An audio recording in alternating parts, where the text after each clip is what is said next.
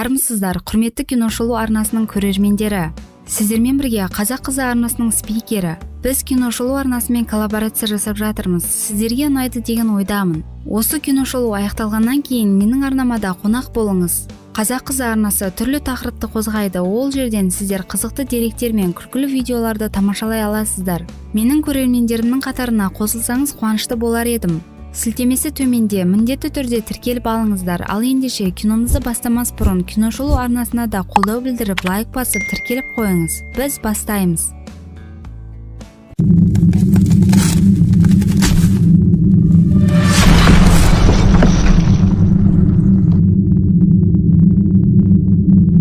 Бүгін сіздерге Мел Гибсонның «По соображениям совести» фильмін таныстырғалы отырмын. Бұл фильм Екінші дүниежүзілік соғыстағы Окинава үшін шайқаста әскери борышын өтеген медицина қызметкері Дезмонд Достың тағдыры туралы болмақ. Дезмонд Дост жарақат алып, оны әскери жолдастары соғыс алаңынан алып бара жатыр. Айналаның бәрі мерт болған әскерлердің денесі, отқа оранған майдан даласында адамдар қырылып оққа ұшуда. Дезмонд әскери борышын өтемін деп шешім қабылдағанда осындай басынан өтеді деп мүлдем ойламаған еді. Әйтсе де Дезмондтың әкесі Том оған ескерткен еді. Өйткені ол соғыста болған. Ол соғыстан кейін алкогольден бас тарта алмайтын депрессияға түсе беріп өзін-өзі жоғалтқан еді. Тіпті екі ұлының да тәрбиесіне көңіл бөле алмады. Оның орнына балалардың тәрбиесімен әйелі Берта айналысты. Бірде көз алдында екі ұлы төбелескенде тіпті оларды айырмай қарап отыра берген. Дезмонд ашумен інісі Гарольдтың басынан таспен ұрып, ол есінен танып қалған болатын. Ол ұзақ есін жинай алмай жатты. Дезмонд оның не өлі, не тірі екенін білмей бірнеше минут есеңгіреп тұрды. Жасқа толы жанары жарда тұрған діни суретке түскен болатын. Суретте Каин мен Авельдің өз бауырын өлтіріп жатқан суреті болған. Сол кезде ол адам өлтірудің ең ауыр күнә екенін ұғынған болатын.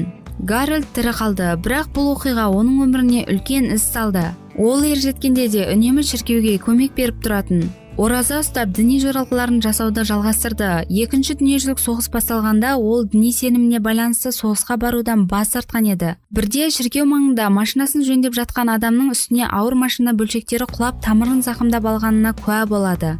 Дезмонд тез қимылдап алғашқы көмек көрсетіп, оны өлімнен алып қалады. Онымен бірге ауруханаға барған медбике Дороти Шутпен танысып, бір көргеннен ғашық болады. Оны киноға шақырады. Кездесу үстінде медицина туралы көп сұрақтар қояды. Дороти болса оған сұрақтарының жауабын табатын кітап әкелетінін айтады. Олар бақытты еді. Дезмонд Доротиге үйленетініне сенімді еді. Соғыс күшейген кезде Гарольд өз еркімен соғысқа баруға шешім қабылдаған еді. Бұл жаңалық әкесін қуантпады. Соғыстың қиындығын ол әлі де ұмытпаған еді. Бірақ Гарольд өз шешімінен бас тарта алмады. Өзінің діни сеніміне қарамастан, Дезмонд да өз еркімен соғысқа барамын деп өтініш жазды. Санитар болып барып, қолына қару алмаймын деп ойлайды. Дороти оның өмірі үшін қатты қорқады. Ол кеткенше үйленуге ұсыныс жасағанын қалайды. Ең бірінші демалыс алғанда үйленетіндерін айтады. Оны шығарып салып тұрып, Дороти ішіне сурет қосып Библия кітабын береді. Библия оны жамандықтан қорғап, қиын күндерде бірге болады. Казармада барлығымен тез тіл табысып кетеді. Тек Смитти атты жігітпен келісе қоймайды. Екеуінің арасында достық бәсеке басталып кетеді. Екеуі барлық әскери жаттығулардан бір-бірінен кем түспейді. Тек соңғысына қаруды қолдануға дейін жарысады. Ол қаруды ұстамауға өзіне ант берген. Тіпті ең қатал сержант Хауэллді оған ештеңе жасай алмайды. Сержант бұны әскери борыштан бас тарту деп түсініп, капитан Гловерге апарады. Оны соғыста қару қолданбау мүмкін емес екендігін түсіндіргісі келеді. Дезмонд қанша санитардың міндетін түсіндіргісі келгенмен оны психоаналитикке жібереді. Ауру деп танып, әскерден босатуды көздейді. Сержант Хауэлл Дезмонд туралы барлық әскерге айтады. Оны ең бірінші болып Смитти мазаққа айналдырады, бетінен шапалақ беруге шақырады. Дезмонд бас тартады. Психоаналитик оны қалай сынаса да, ол өзінің ақыл-есінің дұрыс екенін дәлелдеді. Бұны естіген капитан не істерін білмейді. Одан кейін бұл жағдайды сержант Хауэлл қолға алады.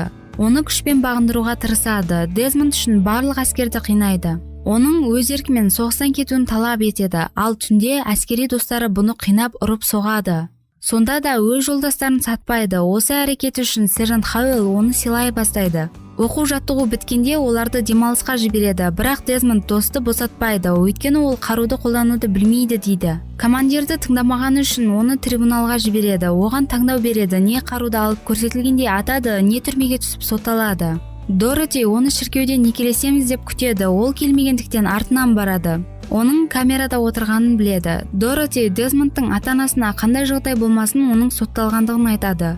Оны естіген Том әскери киімін киіп әскери бөлімге барады. Ол өзінің кезінде бірге соғысқан капитанын тауып алады. Капитаннан санитар соғыста өз қызметін қарусыз атқара алатындығы жөнінде анықтама алады. Дезмондтан сотта өз кінәсін мойындауды сұрайды. Ол бас тартады. Ол мойындаса соғыстан қуатын еді. Ал мына жағдайда сотталғалы тұр. Дезмондты әкесінің әкелген анықтамасы құтқарады. Соғысқа аттанбас бұрын Доротиге үйленеді. Одан кейін бірден соғыстың ортасына түседі. Окинава биіктігін алу жүктелген болатын.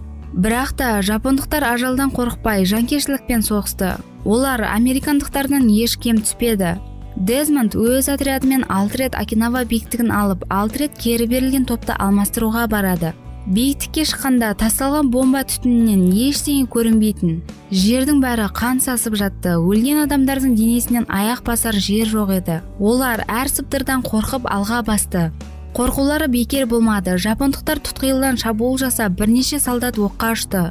Дезмонд тезесін жинап, соғыс алаңынан жауынгерлерді бір-бірлеп таси бастады. Смиттиге шабуыл жасамақ болғанда жапондық сарбазды құлатып, оны өлімнен құтқарады. Әрине, жапондықты Смитти өлтіреді. Оларды соғыста сержант Хауэлл мен капитан Гловер бастап барған болатын. Олардың мақсаттары жапондықтар тығылып оқ атып отырған бункерді алу болатын. Олар өз мақсаттарына жетеді. Әрине, екі жақтан да адам аз шығын болмады. Екі жақта шегініп, соғыс тоқтағанда олар окоптарда түнейді. Сол кезде Смитти екеуі бір окопқа түседі. Әңгімелесе келе, Дезмонд өзінің неге қарудан бас тартқандығын айтады. Жас өспірім кезінде анасын әкесінен қорғамақ болып, әкесін қарумен атып өлтіре жазағандығын айтады. Содан кейін қару ұстамауға ант еткен болатын. Таңда кері соғыс басталып, жапондықтар ерекше күшпен шығады. Американдықтар ол екпінге шыдай алмай кері шегінеді. Капитан Гловер қосымша әскери күш шақырады. Оларды аман сақтап қалғанда осы еді. Сержант Хауэлл соғыс алаңында қалады. Ол жарақаттанып, өздігінен жүре алмай қалады. Бұл қақтығыста Смитти өледі. Американдық барлық әскер төменге түскенде жалғыз Дезмонд қалып, Құдайдан оның не қалайтынын сұрап дұға жасайды. Сол кезде оған белгі ретінде көмек келгенін көреді. Жарақаттанған сарбаздар санитарды шақырып, оларды құтқаруын өтінеді. Дезмонд оларға көмектесу үшін қалады. Барлығы кетіп қалғанда капитан Гловер екі кезекші жауынгерді тастап кетеді. Бір кезде олар жоғарыдан жаралы жауынгерлерді арқанмен төменге түсіріп жүрген біреуді байқайды. Олар таң қалып, әрбір жарақаттанған жауынгерді қабылдай бастайды. Жапондықтар оқты тоқтатпаған кезде де капитан Гловер оқ атуды тоқтатуға бұйрық береді. Өйткені жоғарыда тірі жауынгерлер қалғанын біледі. Оқ ату тоқтағанда Дезмонд жапондықтардан тығылуына тура келеді. Бірақ оны жапондықтар байқап қалып, бас сауғалап, жер асты жолдарына тығылуына тура келді. Ол осында жаралы жапондық жауынгерге де көмектеседі. Түн болғанда ол өз жұмысын тоқтатпайды.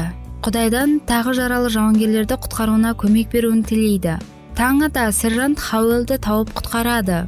Ол үшін сержант Хауэлл оқ атып жапондықтардан қорғануына тура келеді.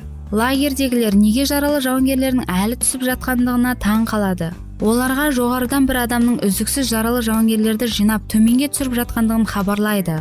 Ол тіпті бірнеше жаралы жапондық жауынгерді де төменге түсіріп госпитальге жібереді. Бұның Дезмонд екенін білген капитан Гловер жауынгерлерін жинап жоғарыға көтеріліп, Дезмонд түскенше оны жапондықтардың оғынан қорғайды. Ол төменге түсіп демалғаннан кейін капитан Гловер сенбі күні тағы да соғысқа шығатындарын айтады. Ал бұл күн діни қасиетті күн еді. Оған қару ұстамаса да жауынгер достары қастарында болуын сұрайтындығын жеткізеді. Олар Дезмондқа сенетіндіктерін, ол қастарында болса өздерін сенімді ұстайтындықтарын айтады. Құдайына сыйынып, Дезмонд өз тобымен тағы да майдан даласына аттанады. Бұл жолы да оларды қырғын шайқас күтіп тұрған еді. Оларды жапондықтар берілген боп алдап, жақындай келе гранат лақтыра бастайды. Оның екеуін кері қайтарғанмен біреуі қасына түсіп жарылады. Аяғы жарақаттанғандықтан оны төменге түсіреді. Жапондық командирлер өздерінің жеңілгендігін біліп, ежелгі заңдарына сәйкес өздеріне қол жұмсайды. Дезмонд дос тірі қалады. Ол соғыс алаңынан 75 жаралы жауынгерді алып шыққан. Ол құрмет белгісін алған алғашқы трибуналға түскен жауынгер ретінде тарихта қалды.